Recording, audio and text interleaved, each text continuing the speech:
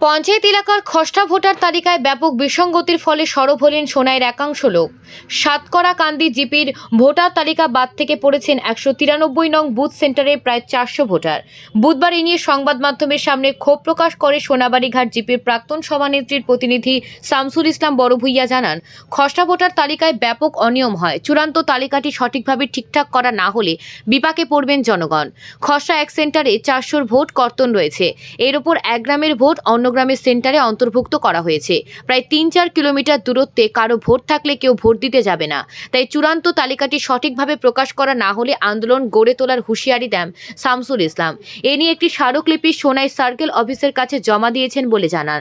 এদিকে সাতকড়াকান্দি জিপির খসড়া ভোটার তালিকায় বিসঙ্গতি খবর পেয়ে বুধবার জিপি কার্যালয়ে ছুটে যান সার্কেল অফিসার মারিয়া তানিম। তিনি খসড়াটি দেখে বিষয়বস্তু জানার চেষ্টা করে জিবি সচিব মিফতা উদ্দিন মজুমদার স্থানীয় লোকেদের কাছ থেকে। আমরা আজকে সোনাই সার্কেল অফিসারের মাধ্যমে আমরা একটা মেমোরেন্ডাম দিছি যে সাতকড়াকান্দি জিপি যেটা ড্রাফট আউট হয়েছে, এই ড্রাফটও যেটা আমরা বিসঙ্গতি দেখা দিয়েছি, এটা নিয়ে আমরা কিন্তু খুব বেশি চিন্তাত আছি। কারণ হয়েছে গিয়া যে দনেহরি পার্ট 1 প্রায় 400 এবাব ভোটারের নাম মিসিং হয়েছে এবং দনেহরির যে বুথ সেন্টার যেটা এটা গেছে গিয়া উত্তর জাঞ্জারবালি এবং ডুগনিপাড়ার যে 4টা সেন্টার আছে সেটাও উত্তর জাঞ্জারবালি। তো আমরা সার্কেল অফিসারের মাধ্যমে আমরা একটা মেমোরেন্ডাম দিয়া ও কথা আমরা জানাইছি যে যদি এটা যদি ঠিক না করা হয় তাহলে ভোটারে কিন্তু ভোট দিতা না। দনেহরির মানুষে গিয়া কোনোদিনও জাঞ্জারবালিত গিয়া ভোট দিতা না এবং ডুগনিপাড়ার মানুষে কোনোদিন 5 কিলোমিটার 6 কিলোমিটার অতিক্রান্ত করিয়া বৃদ্ধ মানুষ এরকম কিরকম ভোট দিবা।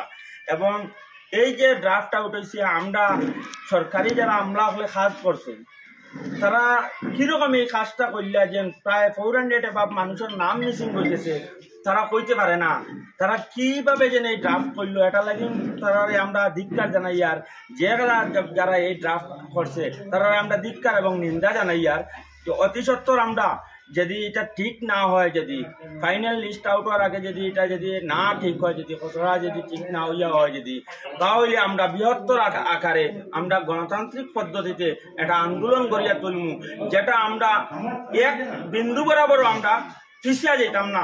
যেটা নিয়ে আমরা দেখি আর এখন আমরা যেটা মৌলিক যেটা অধিকার, এই অধিকারটা খর্ব করার লাগে এটা ষড়যন্ত্র নাকি এটা আমরা বুঝতে পারি না। আমি মনে করি নি আর এটা একটা ষড়যন্ত্র যে একটা মাইনরিটি মানুষের এলাকার এইরকম যে বিসঙ্গতি যেটা দেখা দিছে সেটা একটা ষড়যন্ত্র বলে আমি মনে করিয়া নি। আর যার কারণে আমি আজকে আমার ম্যাডাম এখানে আইসেন সাতকড়াকান্দি জিপি কার্যালয়ে এবং জিপি সেক্রেটারির মাধ্যমে আমরা একটা মেমোরেন্ডাম দিছি এবং আমরা জিপি সেক্রেটারির কাছেও দিছি আমরা এবং কপি আমরা ভিডিও সার্টেও দিমু। অতি সত্বর আমরা এটা ঠিক হইতে লাগে, না হইলে আমরা বৃহত্তর আকারে আন্দোলন করিয়া তুলি।